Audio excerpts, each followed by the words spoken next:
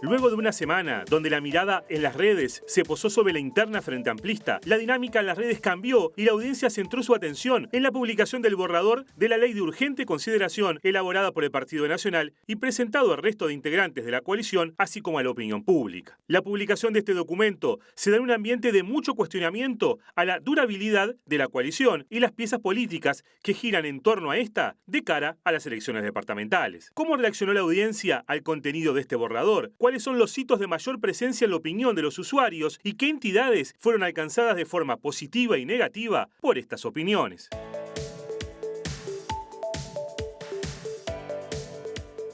Empieza a responder esas preguntas Joan Ávila. Joan, bienvenido. Muchas gracias, Martín. Una vez más acá analizando un poco las redes sociales. Sí, en un verano muy movido políticamente que con el anteproyecto que se hizo público la semana pasada recobró en las redes mucha discusión. Sí, y que además tuvo una particularidad, ¿no? Las redes tuvieron un cambio drástico, como mencionábamos al principio.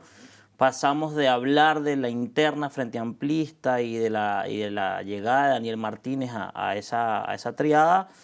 En ese mismo momento, mientras presentábamos acá la columna, se estaban generando la postulación de Manini, lo que aparentemente iba a traer un gran ruido en la cara a la interna de la coalición multicolor. Eso en las elecciones departamentales en las elecciones departamentales de Montevideo. Y resulta que luego de esto se presenta el borrador, el anteproyecto de ley de urgente consideración, que bueno, a lo largo de la semana ha dado mucho de qué hablar y que en la primera placa les presentamos allí los volúmenes de información que generaron en redes. Estamos hablando de más de 35.000 contenidos y con una participación de más de 13.000 usuarios, esto hasta hoy a las 9 de la mañana. Cada vez que das números, si bien por cómo lo decís, Claro, tiendo a sospechar que eso es mucho, a mí me sale ponerme al lado de quienes no sabemos y decir, ¿eso es mucho o es poco? 35.000. Es así. A ver, siempre el número depende de contra qué lo medimos. Ajá. Si esta oportunidad lo medimos contra lo que fue el boom de la semana pasada, que había sido todo el tema de la candidatura del Frente Amplio, estamos hablando que el volumen de contenidos se duplicó. Y 35.000 contenidos alrededor de un tema en una semana es bastante. Cuando hablábamos en su momento, cuando se trató la ley trans, hablábamos de alrededor de 16.000, 20.000 contenidos. Quiere decir que este anteproyecto de ley incluso superó esos volúmenes en redes sociales, ¿sí? ¿Y qué generó este volumen? ¿Qué nos dejó? ¿Qué le dejó a la audiencia? ¿O cómo se manifestó la audiencia? Sí. Bueno, el 68% de los contenidos que la audiencia impulsó en redes sociales fueron detractores a la ley en sí, con un 32% de acompañamiento. Y allí, en la misma primera placa, ¿qué tenemos? Tenemos unas personalidades que para los que estamos en redes ya son bastante conocidas y que siempre dan mucho de qué hablar. Tuiteros y tuiteras famosas. Sí, y además algunos personajes, algunas cuentas que se escudan detrás de alguna personalidad, de alguna persona ficticia, pero que siguen siendo una especie de influencer en la red y que generan contenido. Impulsores de los contenidos negativos de la detracción a la ley, Goyeneche. Sin duda, Fabiana Goyeneche, sí, fue directora una de la Intendencia de Montevideo. Sí, y sus publicaciones después de la difusión de este borrador fue una de las más viralizadas en Twitter, por ejemplo, y bueno, generó que muchos usuarios se sumaran en contenidos, en comentarios y en información. Mientras que por el otro lado, los principales promotores, Bianchi, que salió a defender el proyecto de ley y que también salió a atacar a Goyeneche. Graciela Bianchi, senadora electa. Senadora electa, es así. Y bueno, algunos personajes que en la primera placa ven allí de cuentas ciudadanas y algunas cuentas lo que llamaríamos nosotros trolls en redes sociales, que son sencillamente cuentas que detrás hay una personalidad real, pero que promueven contenido en contra de algún sector en específico. En este caso fue en contra de la ley de urgente consideración. ¿Y qué tenemos luego de este aspecto bastante negativo para la ley? Bueno, esa aprobación de redes con relación en tema, y lo tenemos en una segunda placa. Bien. ¿Sí? ¿Qué tenemos allí? Vamos viendo en nuestra placa que tenemos que un 57% de los contenidos que se registraron fueron directamente críticas. Y allí hicimos una pequeña revisión de, ¿qué se criticó? Y creamos un pequeño código de iniciales que lo denominamos SEAM, porque, ¿ese de qué? De seguridad. Fue el tema principal a atacar a este proyecto, este anteproyecto de ley, donde los conceptos que estuvieron con mayor presencia fue el tema de la represión, Sí. el empoderamiento, un empoderamiento irracional para muchos de la audiencia de la policía y del funcionario policial a propósito de la propuesta de una especie de nuevo delito para quienes agredan a los policías, los insulten. Los y demás. agravien. Exacto. Y entonces, a partir de allí, bueno, la audiencia decía que bueno, es un empoderamiento bastante irracional para muchos. Y luego, bueno, una crítica en cuanto a la redacción del tema de seguridad, el tema de amar, las tobilleras.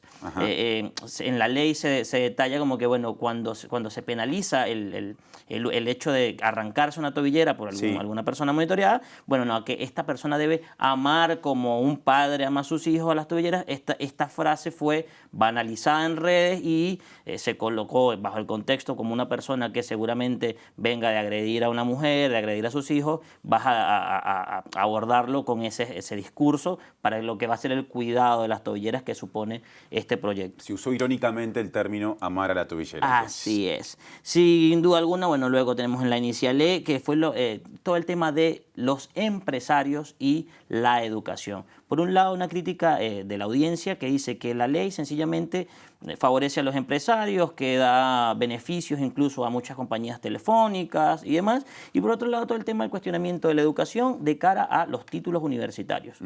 Lo que cuestiona la audiencia es que esta ley promueve cambios sin diálogo y que descontextualizan lo que han sido los logros del actual gobierno y sus 15 años con la traída de, por ejemplo, médicos cubanos y las operaciones de vista de las cuales muchos uruguayos se han beneficiado. El asunto ahí es la reválida de los títulos. Es así.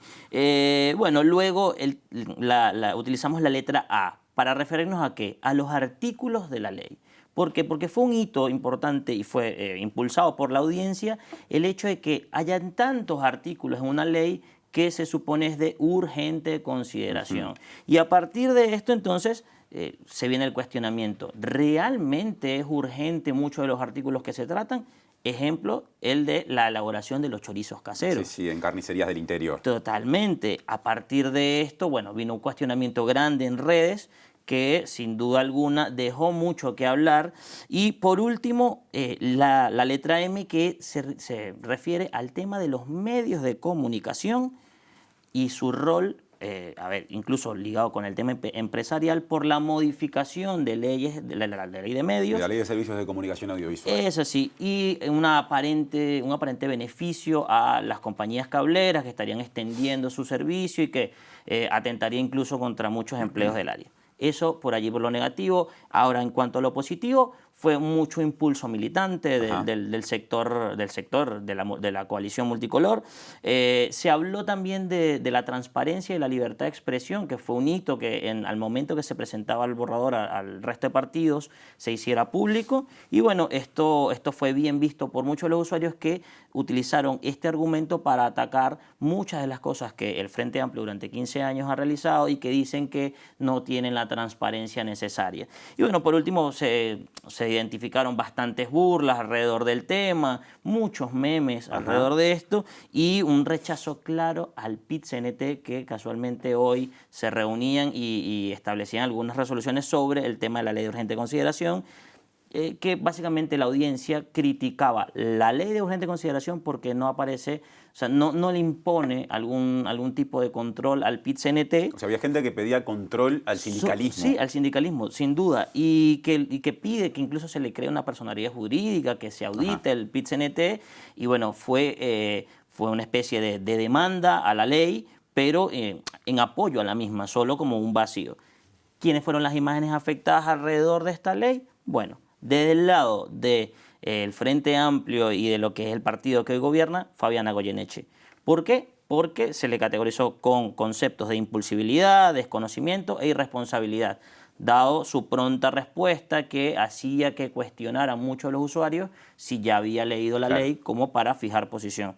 El Frente Amplio, sin duda, por el tema de la mala gestión, que bueno, sencillamente los usuarios dicen que con esta ley se va a tratar no de hacer un retroceso en los 15 años, sino de acomodar todo lo que el Frente Amplio deja por fuera. Y es del lado de la coalición un Luis Lacalle Pou que aún no asume, que ya se le cuestiona, y se le cuestiona por esta ley porque sencillamente dicen fue irresponsable, le mintió a su electorado y cuestionaban si el resultado electoral iba a ser el mismo, dado el contenido, si esta ley se hubiese hecho pública. Y por último, bueno, un personaje, Gandini, que apareció con un tema en las últimas horas sobre el denominado apariencia delictiva. El senador electo Jorge Gandini. Es así, Gandini, que bueno, que algunos, sin duda, hoy por hoy sigue siendo trending el hashtag apariencia delictiva, sí. Y si ingresan a las redes lo van a ver allí, porque bueno, se cuestiona el término que sí está en la ley, porque está en la ley, pero en la ley se habla de hechos con apariencia delictiva. Y no de personas. Y no de personas. Entonces, ¿qué pasó? Bueno, todo esto en redes se tergiversó, se cambió, se sumó además a lo que fuese las opiniones de Gandini en un programa de televisión. Y bueno, hoy por hoy lo que más se cuestiona de la seguridad y de del posible escenario de represión que genere estos cambios de cara, si se aprueba esta ley de urgencia de consideración, es a quién se va a reprimir y cómo se va a controlar el delito, si se va a manejar una especie de estereotipo de personas delictivas. Eso será algo para analizar de acá al momento en que se apruebe o no esta ley. Lo seguiremos con ustedes, Joan. Gracias por la visita. Por favor, muchísimas gracias.